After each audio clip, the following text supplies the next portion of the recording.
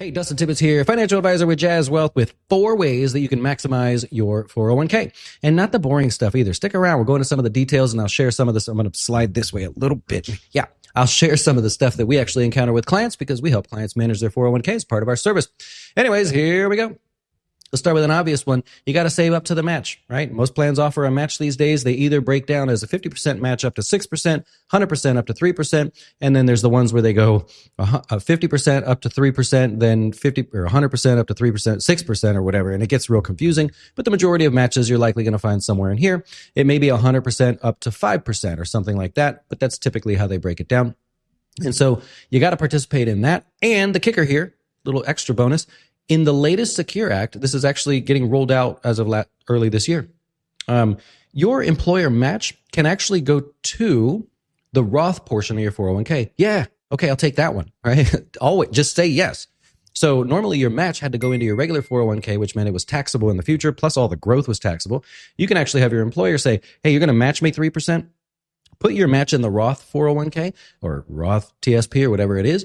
And yeah, I'll take it that way so I don't have to pay tax on that, as well as the growth in the future. That's brand new, somewhat new. All right, investment wise, you got to take a look at the investments. A lot of people, when I help them, or like a lot of our clients will link up so we can manage their 401k, or they'll send me a statement.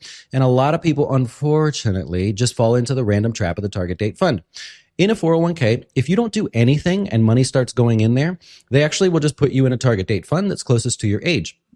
Not necessarily a bad thing, but by law, they have to offer you other investments that are better performing than the target date funds. So that's why you have choices, right? They can't just say it's only target date funds. So we want to make sure that you look into that. A little side tip here, never overlap target date funds. Like, don't say, well, I was going to be in the 2045 fund, but I'm not sure. Should I be in the 2050? I'll tell you what, I'll do a little bit of both. Don't do that. It is inefficient and not worth it. Your performance will not be what you think it is. Anyways, fees are not normally an issue these days. Everybody pretty much charges a fair fee. American Funds is a company out there, Capital Group by American Funds. They're the most expensive that I've seen. Honestly, I kind of dislike them a little bit for that. But otherwise, most target date funds are fine. So unless you see American Funds as one of those options, you're probably paying a fair fee. Anyways, next up. Hey, have you ever thought about borrowing from your 401k? Is that a good thing or a bad thing? I should have drank that before I started. I'm sorry. Anyways, borrowing from your 401k is not a bad thing. Now, borrowing from your 401k to go buy a car, not likely a good thing. The rate on your 401k loan is likely higher than a car loan unless you, I don't know, buying something crazy. But anyways, on a 401k loan, you could borrow up to $50,000 from it, and you're going to pay yourself back an interest rate. Well, compare that interest rate to what you might be paying on a credit card, right? It's a big difference there. It could be a sizable difference. You could also have some kind of emergency where you're like, gosh, if I took from my IRA, it's a non-qualifying event and I'm going to pay a 10% penalty. Well, in a 401k, there's no penalty. There's also no credit check or anything like that. So if you're using it to buy a home and you just need a few extra dollars or something, it's not going to fall on your credit. So you're not going to get in any trouble there. So it's not a bad thing unless you're using it to just buy garbage, right? Use it as a balance sheet adjustment. If you find the rate on the 401k loan is lower than something else that you're paying for, yeah, I mean, I get that you're missing out on potential returns that could exceed that. But if you're in that position with a high interest rate credit card or something, it may be more smart to make that decision.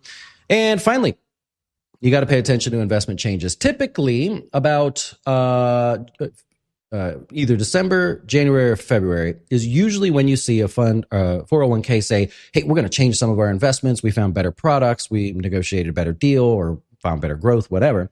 So you want to check in when you get those emails. They have to tell you by law. And so if you get those emails, don't ignore them. Also, when you're making these when these investments change, make sure you take a look at your contribution at the same time. Is that a chance for you to go, oh, shoot, well, let me up that 1% because I got a raise or something if you're not automatically scaling up? The catch up is a big deal there. The last part that I would mention is when the investments change, it's worth 10 minutes to look. If you're one of our clients here at Jazz Wealth, just literally send me the email that they sent. I'll go into your 401k and see what the difference is there. And if you like that sort of thing and you want someone to manage your investments for you and make sure to keep your dough straight, check us out at jazzwealth.com. Always appreciate you guys watching. We get a lot of really cool comments that help us think about different videos that we could do. So feel free, good or bad, leave us any comments that you like. If there's anything we could do better or you'd like to see, let us know. We love it. Hey, thanks a lot. Maybe you'll hit the subscribe button for me and I'll finish this tea before I do another video. Adios. Introducing the dose score.